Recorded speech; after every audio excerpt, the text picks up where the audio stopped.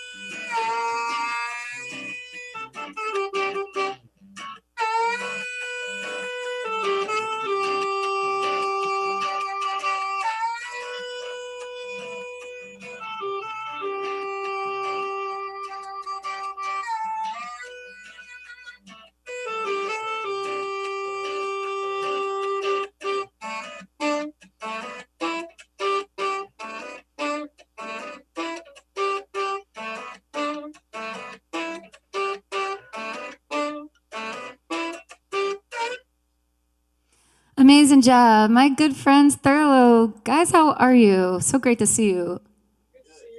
thanks for having us. You know, we appreciate you asking us to come and play. You must have been really low on other. No, I am not. I asked you because I love you guys and I miss seeing you out in life. So, for those that don't know Thurlow, explain yourselves. What type of music do you do? What have you have recordings out there? Can you tell us a little bit about how you met? Yeah, so we started back in 2012.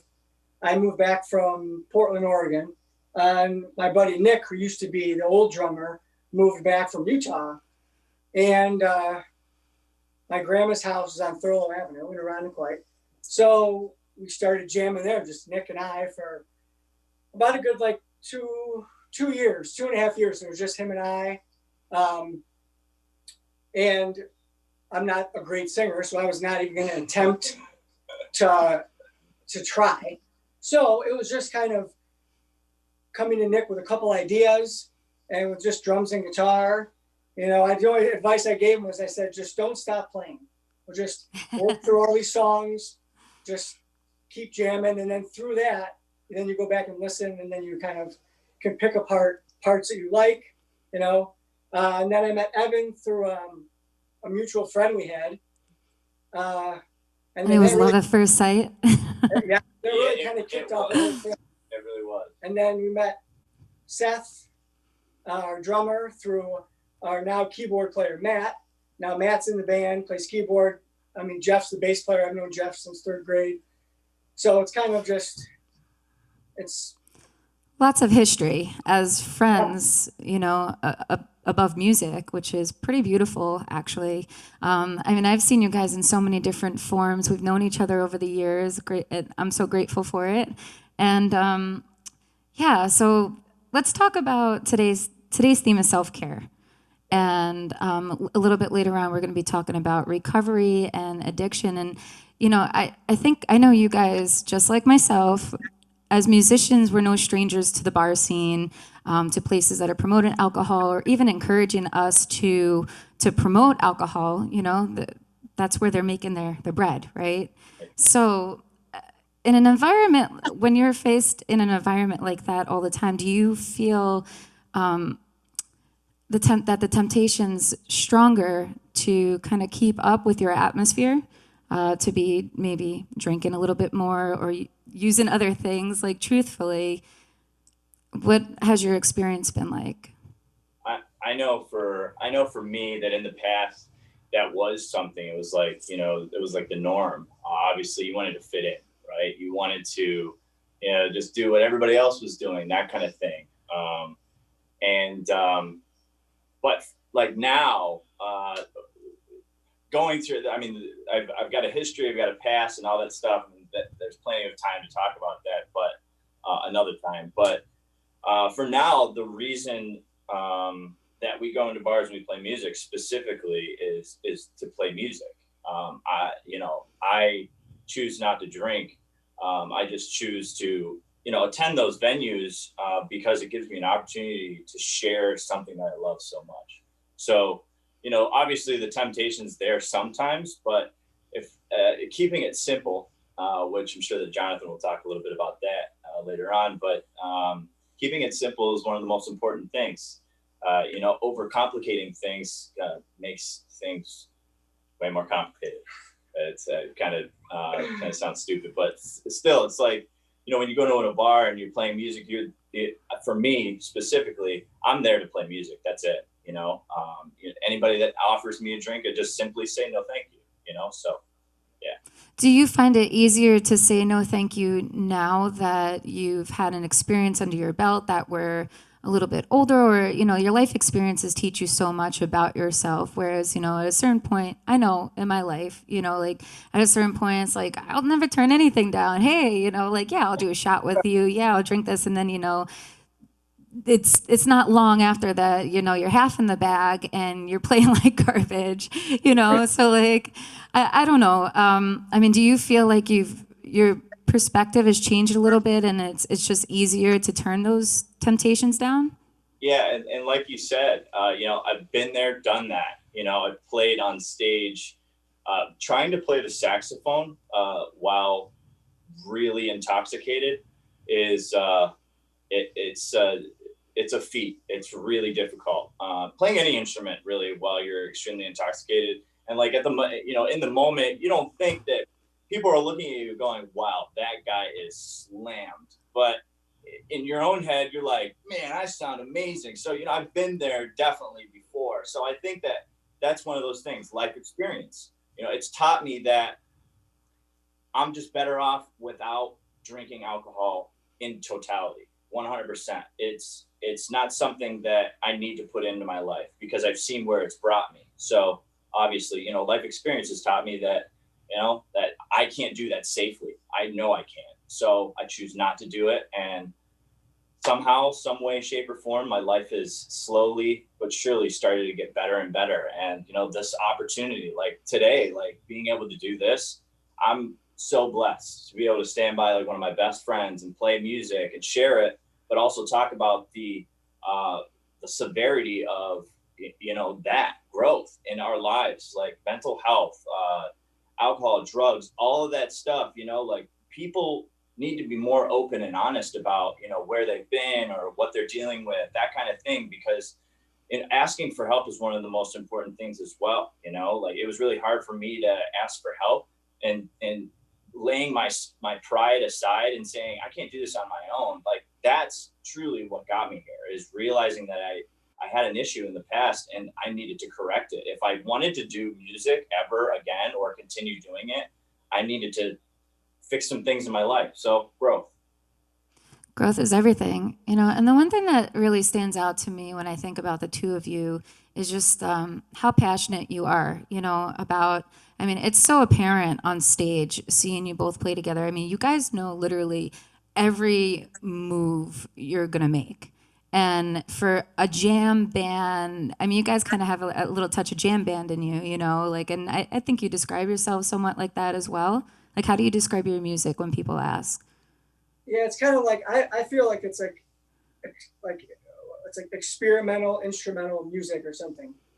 It depends. Like like if I come to the group with like a little lick, like the song will take a different form as if I were to come to them with a little more structure.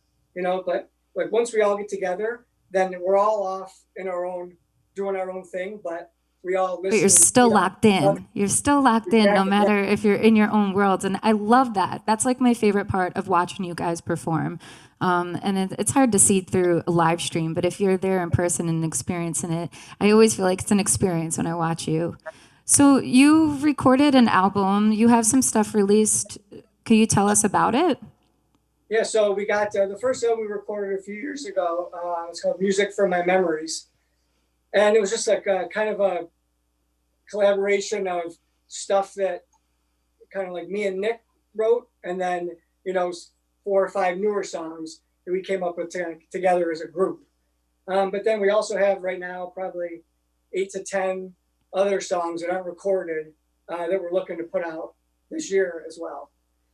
So exciting. We're kind of gearing up for it, and then all this where the world is today. But I've been hanging out here and coming up with some new stuff, and me and Evan send stuff back to each other, back and forth, to kind of keep each other in the loop. But yeah, he's been coming up with some. It's really beautiful, even in this situation that we're all dealing with. This is global, but I think Vinny is the same as I am. We use what's in our lives at that specific moment to influence us to create music. And, from what's happening in our lives, music comes out of it. Like, we talk about this music comes from our hearts, and it truly does. Vinny writes a lick, and then I collaborate with him, and we come up with something. And usually it's really awesome. Well, at least we think it is. We're always laughing and smiling and joking. There's multiple times where we'll be playing like a new song, and we'll do something that's like really, really tight, and we're so like together that like I can't keep playing. I just start laughing because it's like it's that awesome, you know. So and that's when you're in a good place, because you can't take it too seriously, but you take it serious enough to where you wouldn't want to jeopardize the sound, like back to drinking, you know what I mean? Like if you have too much, like your sound, you won't sound the same. Right. There's a sweet spot, you know, if you want to have a couple drinks, but then there's too much, you know, so. Hey, But who that's what it needs is. drinking or anything when you guys have a chemistry like you clearly have as friends, as musicians, and you guys are brothers from another life kind of thing, you know? When you have that, you don't need anything else on stage, honestly. Like that's beautiful, and you should count yourself very blessed to have that band experience, you know, because not everybody has that, you know. Thank you guys so much for being on the show. I love you both. We're going to hear another song later in the program after my interview with Mr. Jonathan Westfall. I did want to make a mention before I get into Jonathan's interview. Evan and Vinny were just talking about recording. I want to throw out a shout out to Maiden Voyage Studios out in Fairport, New York. If you are looking to get anything recorded in the near future, or maybe you need some recording advice, my good friend Mike Ennis, he'll take amazing care of you. I could tell you that from firsthand experience, and you'll be very happy. Great guy. He's the man behind the brains behind the board, and he's an awesome dude. So check out Maiden Voyage Studios. Awesome. Yeah. Jonathan Westfall, are you there? Can you hear me? Jonathan, you might be muted. So Jonathan Westfall, hey, there you are. Jonathan Westfall is coming to us from ROCovery Fitness. Thank you so much for taking the time to be here with us. Thanks. How are you? I appreciate the invitation. I'm good, thanks. So now tell us about ROCovery Fitness and the journey that led you there.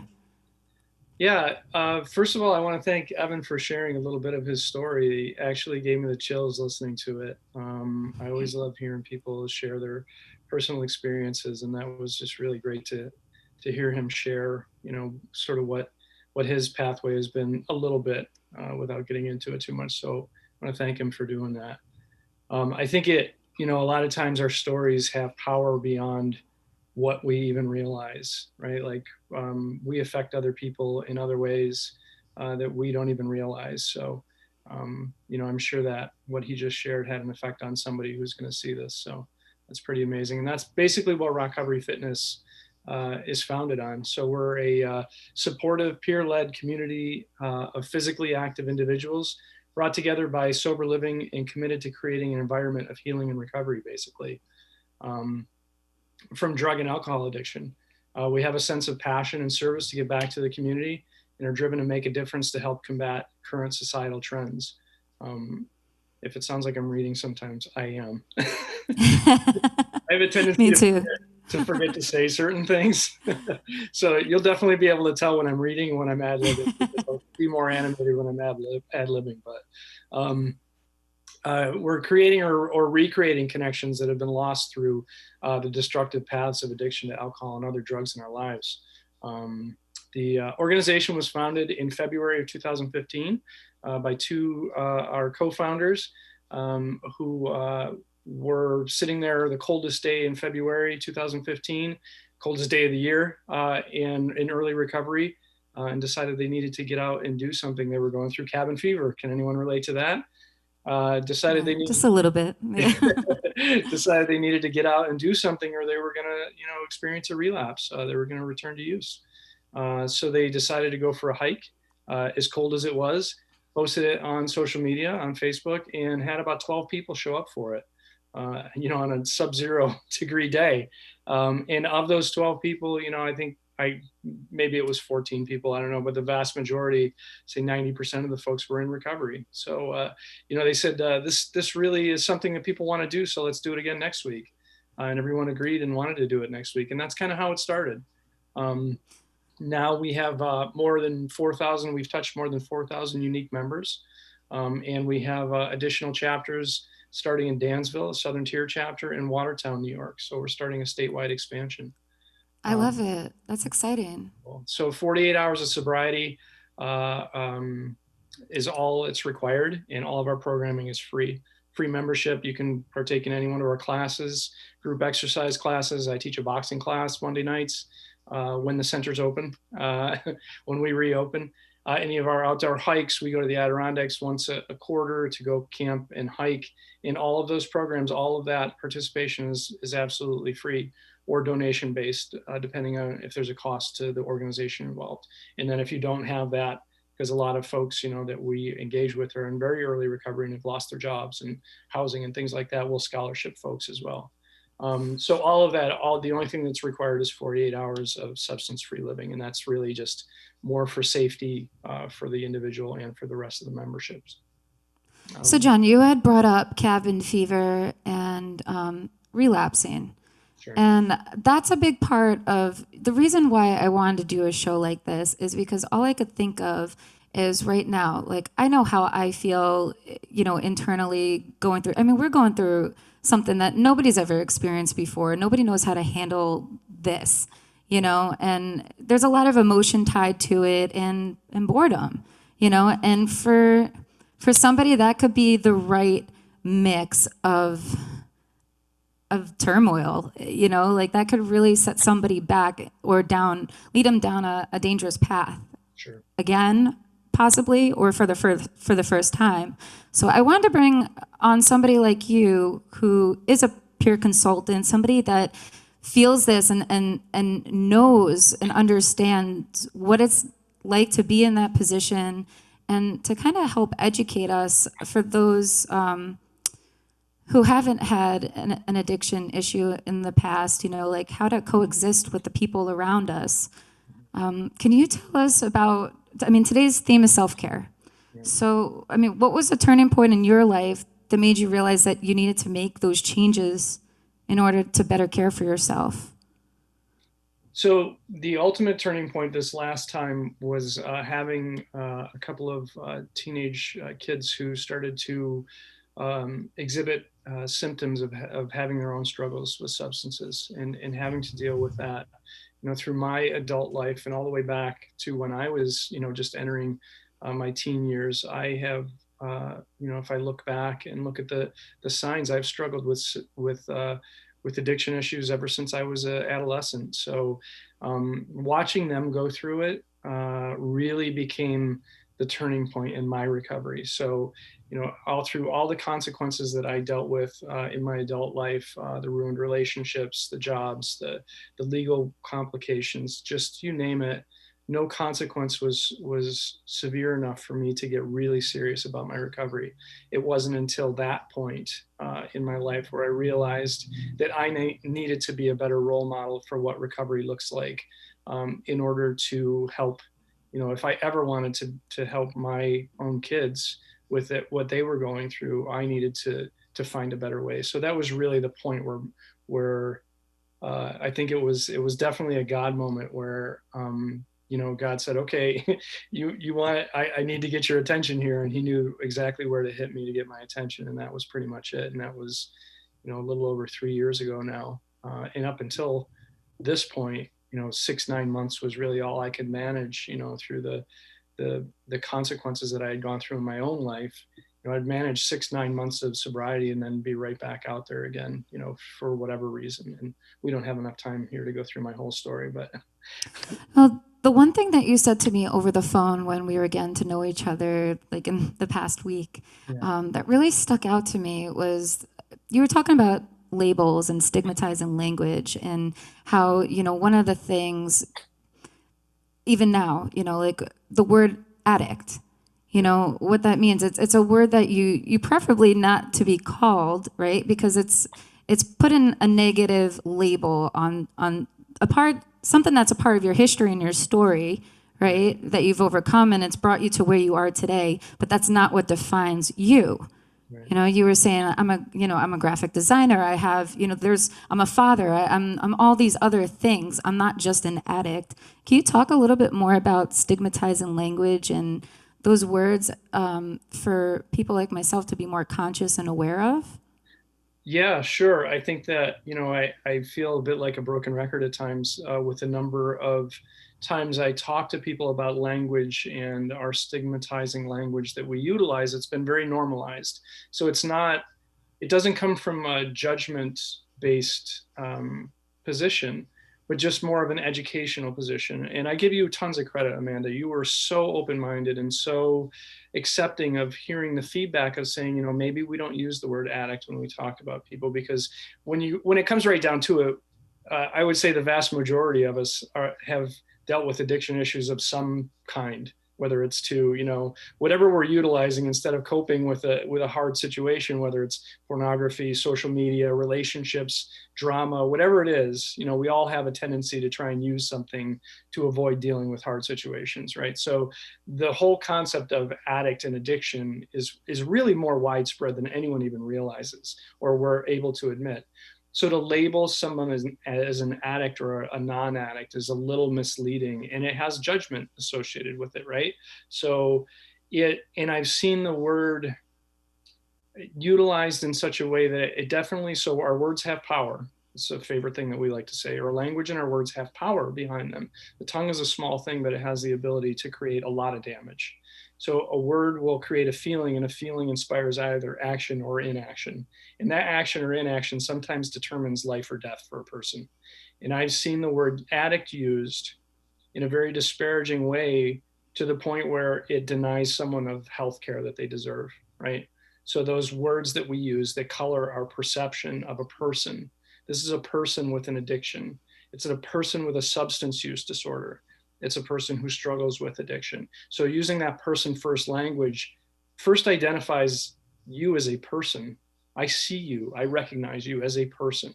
You're not an addict, you're not an alcoholic. And for me, that was really a game changer in my recovery. Was once I learned that word recovery, I'm a person in recovery, right? That was empowering for me rather than I'm an alcoholic. I have to go into another 12-step meeting and I have to identify myself as my disease. Right, that for me, and not to take anything away from 12-step, 12-step saved my ass more times than I care to count. And I don't know if I could say that word, or you can edit it out. You go ahead. It saved my butt so many times, and I give it a lot of credit, but it didn't have that lasting connection for me. For me personally, just talking about my story, I needed something more that was forward focusing and empowered me to look forward. To where am I going? Not where have I been? I don't want to talk about. I've admitted to all that. Okay, I get it. Like I don't want to ever forget that that's what I'm possible. That's what I'm capable of doing and going back to if I forget about it, and I won't forget about it. But I want to talk more positive. I want to come from not from a deficit conversation, but from a strengths-based conversation. And I'm in recovery, and this is what I got to do for my recovery today to keep moving in that direction. And so that, I mean, if that's not a testimony to the power of language right there, I don't know what is. I really, and it has everything to do with so that our language creating, you know, feelings and emotion in other people. I could talk about that easily for hours on end, and I think that I have in the past. So It's interesting though, you know, because sometimes we don't realize the power of our words, or you know, we say things not meaning it in a certain context that could, you know, somebody who's been spoken to that way would take it, you know. I mean, I have people that had former addictions in their life that are very close to me, and to be honest, like as open-minded as I always try to be, you know, I sometimes worry about being around them, you know. So I worry for the sake that I might say the wrong thing, or maybe, you know, like, am I not allowed to be myself? Like, could I not have a drink because I'm with this person? You know, it's not that I don't want to be mindful, but I mean, how do we coexist? Like, what's the happy medium between those two people, you know, where neither one feels like they should be telling that person what to do, but also letting them know, like, that's a triggering thing for me, you know? Like, how could there be a level ground between the two people?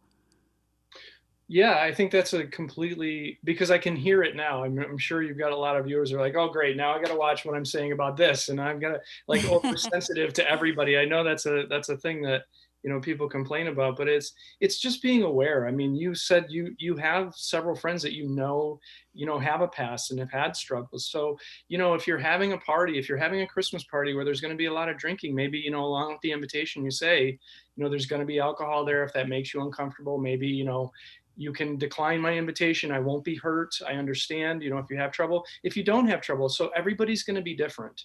Some people have, visceral reactions to, like when you sent me the link to review the show and it had this cocktail pouring and everything else, I went, oh my goodness, I can't possibly do the show. And that's what I mean. Like that's something that like I didn't even think about, Right, and right. but I really want this topic because this topic's so important. Like there's so many people that need to know that, hey, like you need help right now. Like this is a really, really difficult time for all of us, and I could see where somebody could just slip and relapse and very easily, and here's a time where let's talk about this. Let's address this. I know there's people that are drinking more than they normally would, because they're bored, or I don't know, I just think it's a topic that needs to be addressed, know? Sure. And again, no harm, no foul, right? Like, I think when we talked over the phone the last couple of times, it was really like, I know your intention doesn't come from a bad place. And I know that, my recovery is strong enough that I can deal with that imagery, but I know that it's triggering. It's triggering for me on a mild level. It could be way more triggering for somebody who's just very early in recovery or who's thinking about recovery. But you can't, I guess you can't account for all of those various things. The only thing you can do is just be more aware. That's all. And I can tell you that, I was very surprised when you made the concession that you felt like this conversation was important enough that you would alter that opening sequence just to have me on, because there was no way that I could do it otherwise. Like organizationally, there's no way. We have a board of directors that would probably have me have my head on a platter if I showed up on a show that had an opening sequence with a martini glass pouring. I mean, it just wouldn't. I couldn't even approach our CEO with the conversation. But once I did have a conversation with her and said, you're open to changing those things to have this conversation. What a powerful message that was. What an amazing testimony to how open-minded and aware you are of how your actions, your words affect others. We're all connected. There is no I. Right? We're all connected, whether you want to believe it or not. All of our actions, all of our words, all of our feelings affect everyone around us, and even people that we don't realize. Like I was saying at the beginning, what we do and what we say affects so many more people that we're not even aware of. So just being aware, to go back to your original question, just being aware, open-minded, and non-defensive about that, getting that feedback, right? So what you're doing is making me uncomfortable. Can you change it? Or if you can't, then I need to change, right? Something about this needs to change in order for me to be more comfortable to take care of my self-care, take care of my recovery.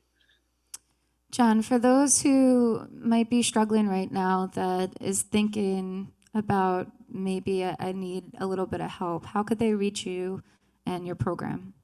Right. So we actually have been very, very active on Facebook and our website.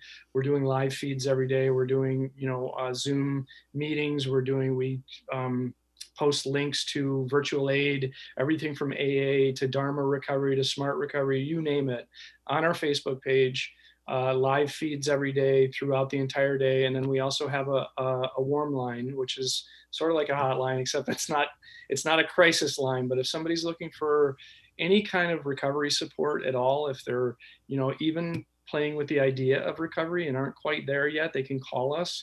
It's 622-4975. And then if you didn't write that down or need to go back later, just go look for ROCovery on Facebook. It's ROCovery on Facebook, and it's posted right at the top of our page. All of that information I just mentioned, just reach out.